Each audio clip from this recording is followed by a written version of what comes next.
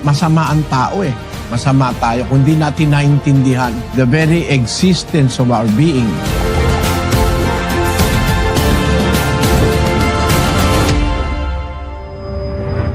Kung mag-aaral ka sa iba-ibang mga areas of life and knowledge, makikita mo yung purpose of life. Merong isang klase ng bubuyog na nabubuhay siya matagal na panahon. Tapos pagka siya'y nakipag-mate, nag-asawa sa bubuyog, yun na ang huling araw niya sa mundo. Pakibasa mo nga ito, kapatid na Daniel. Ito po ang sexual suicide by honeybees, the tragic plight of the male honeybee. The male honeybee, called a drone, exists for one reason only: to mate with the queen. He is entirely expandable once he provides this service to the colony. The drone takes his mission seriously, however, and will give his life for the cause. Honeybee sex occurs in mid-air when the queen flies out in search of mates. Drones compete for the chance to mate with their queen, swarming around her as she flies. Eventually, a brave drone will make his move. As he grasps the queen, the drone everts his penis using a contraction of his abdominal muscles and the hemostatic pressure, and inserts it tightly into the queen's reproductive tract. He immediately ejaculates with such explosive force that the tip of his penis ruptures and is left behind inside the queen. The drone falls to the ground, where he dies soon after. Kung pag-aaralan mo, ang purpose ng life ng isang honeybee na ang tawag ay drone, isang bee na lalaki, pagka nag-mate na siya to impregnate the queen, mahulog na siya sa lupa. Patay na siya. So ang purpose ng drone is just to impregnate the queen. That is the end and that is the purpose of his life. Ngayon, yung honeybee, kaya yan dumadami ng napakarami. Kasi pagka yung queen ay naasawa nung drone, magpuproduce yun ng napakaraming itlog. Magkakaroon ng maraming bee. Yung bee, habang sila ay pinapakain nila yung reyna, nangungulekta sila ng mga nectar sa mga bulaklak, sa mga halaman, dadali nila dun sa beehive para laging may kinakain yung queen. So yung purpose nung drone, nagawa niya. Pero may purpose naman yung existence nung queen. Kasi yung queen, ang pinoproteksyon na naman ng lahat ng iba pang mga bee. Kung yun ay libo-libo o kaya daan-libo yun, ang pinoproteksyonan yung queen. Kaya nang aatake yan pagka gagalawin mo yung pugad nila eh. Ang pinoproteksyonan ng worker bee, yung queen, na nagpuproduce ng iba pang mga bee.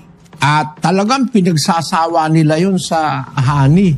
Eh sumusobra na nga. Yung pala, para naman pala sa tao yun. Eh tama yung nasa Biblia, 4:13. Anak ko, kumain ka ng pulot sapagkat mabuti at ng pulot-pukyutan na matamis sa iyong lasa. Sabi ng Diyos, kumain ka ng pulot, mabuti yan.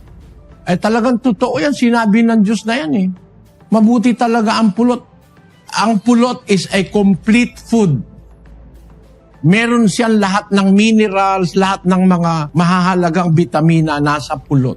Para rin yung gatas, para sa bata. Yung pagkain ng batang bagong panganak, gatas lang eh. Pero lumalaki, nagkakaipin, nagkakabuhok, no? Pleto kasi ang gatas. Kaya nung ang Panginoon Diyos, pangakuan niya ang mga Israelita ng isang bagong lugar para sila tumira. Sabi niya, ang pangako niya, isang lugar na nandun ang kumpletong nourishment ng bayan ng Diyos. May gatas na, may pulot pa.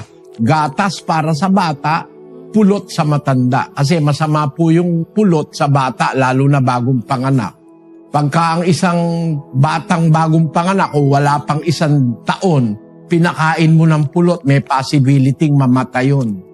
Sabi ng Biblia, gatas at pulot, pang matanda at pambata. Ang bata ang gatas, pulot sa matanda. Kumpleto yun. Pag hindi ka na makanguya ng karne, makapangus ng tubo, hindi ka na nga makanguya ng kornik at mani, matanda ka, para meron kang nourishment, kumain kang pulot. Kumpleto yun eh. Ang bata namang hindi makakanguya ng karne, hindi makakakuya ng kornik, hindi makakapangus ng tubo, meron naman siyang gatas, kumpleto rin. Talaga ang Biblia tama, ano? Kahit saan mo daanin, kahit sa siyensya, tama eh.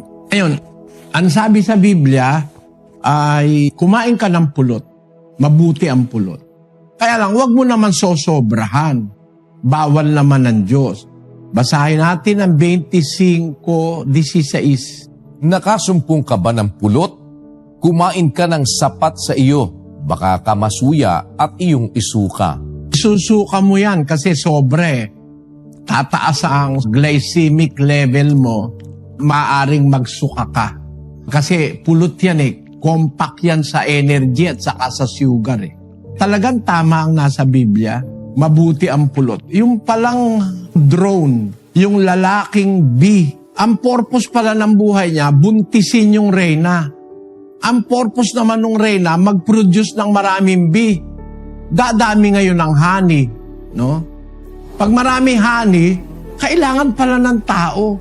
So, yung bee, yung whole entire life ng mga bee, ang end beneficiary tao. Ngayon, ang tao naman na kumain ng honey, kumain ng mais, kasi yung purpose ng mais, yung buhay ng mais, hanggang sa makain ka ng tao. Yung purpose ng baboy, isang taong pinalaki, nung katayin, kakainin ng tao. Ang end beneficiary sa mundo, tao. Ano naman ang purpose ng life ng tao? Para naman maglingkod sa Diyos. That is the meaning and the purpose of life. 12:13 ng Ecclesiastes. Ito ang wakas ng bagay, lahat ay narinig. Ikaw ay matakot sa Diyos at sundin mo ang kanyang mga utos, sapagkat ito ang buong katungkulan ng tao. That's the meaning of life on earth.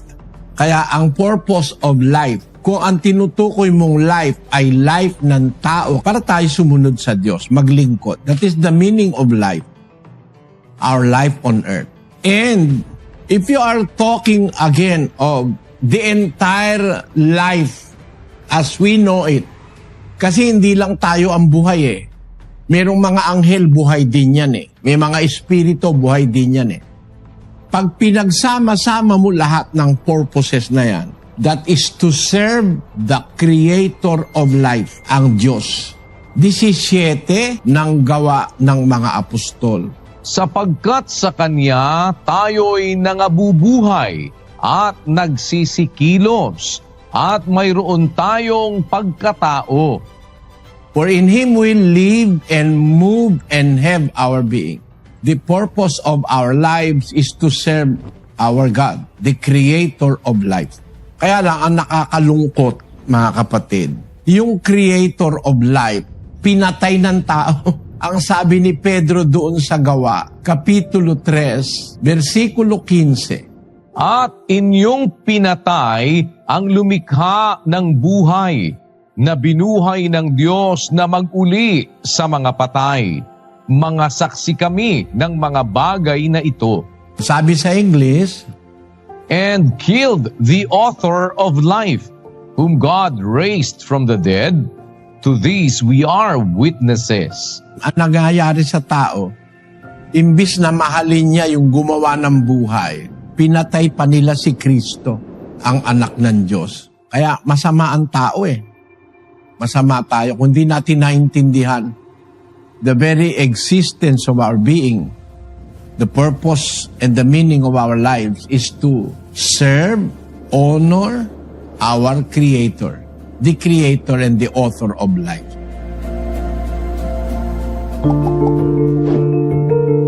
Masama ang tao eh.